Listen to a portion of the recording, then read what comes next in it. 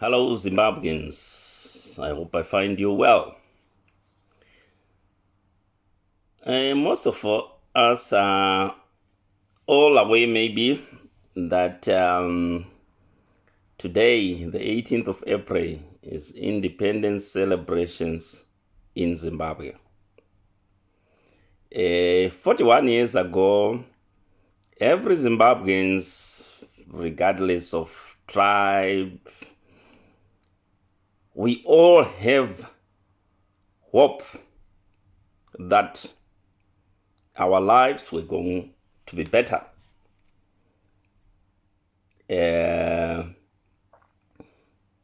After independence, after almost 8 years plus of European rule.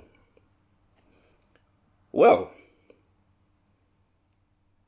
I don't have to explain much. If we look at the current situation of our country, that everyone except a few know that was not the case, or that is not the case. We are scattered everywhere across the globe, not because of our choice, but because of the situation back home.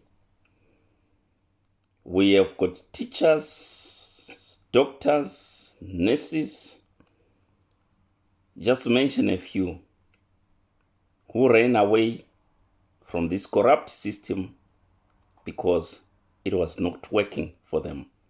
We have got political refugees or economic refugees, whatever you want to call them,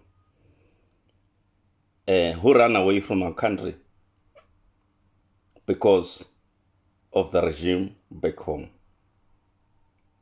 To those who are celebrating in good faith, my question is, what are you celebrating? What is the future of your children? Where is our country going? In which direction is it going? There were a lot of themes just after independence. One of them I vividly remember is health for all by the year 2000. But the reality was cholera and all sorts of sickness in the country by the year 2000. The second one was houses for all by the year 2000.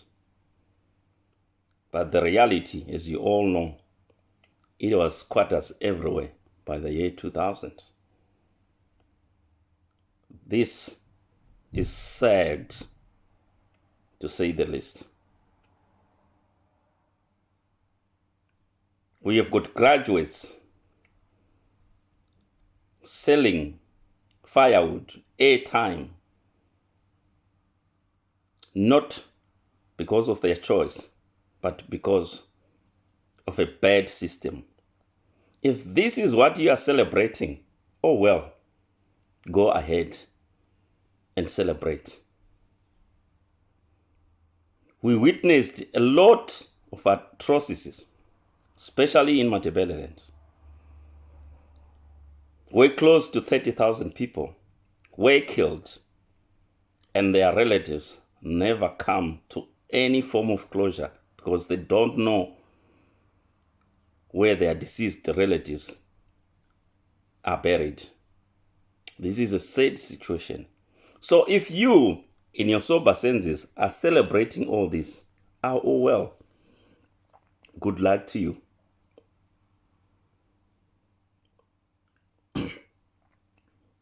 We have people, so many of them, killed by these Puma accidents, army trucks, crashing people.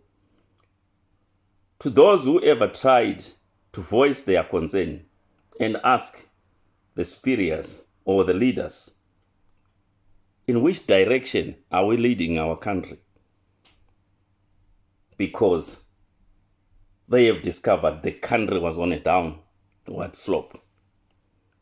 This is the sad reality of our own country.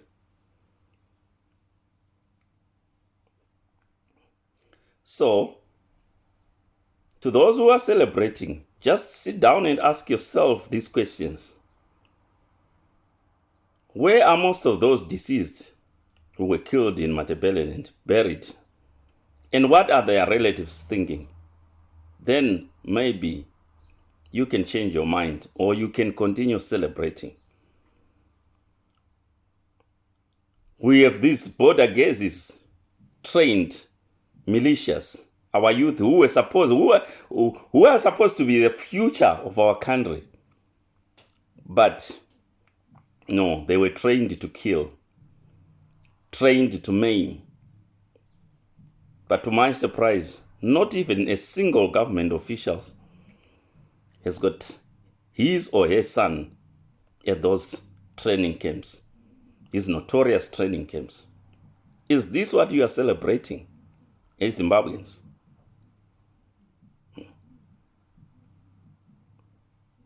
It's a sad situation.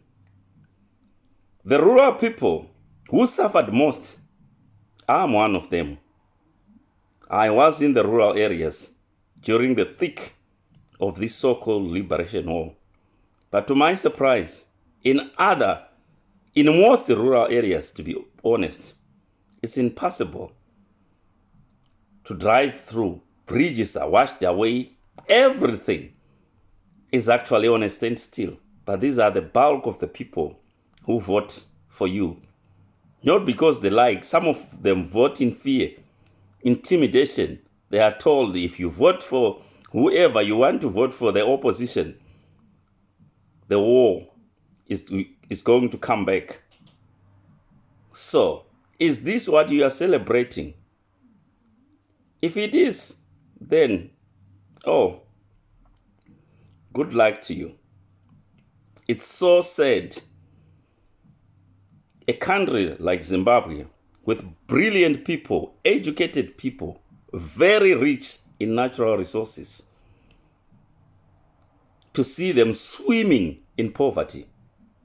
This is so sad and demoralizing to most of the nation. To those who in power, my question is, what are you celebrating? What have you done better when we compare you with Ian Smith when he was in power? When he was in power, Ian Smith, of course, he was segregating black people, but the country was functioning. We never queued for fuel, even during the war. He managed to fight you on two fronts. The East, he was fighting the Zanla forces. In the West, he was fighting the Zipra from Zambia. How did he manage that when the country was under sanctions? This is sad.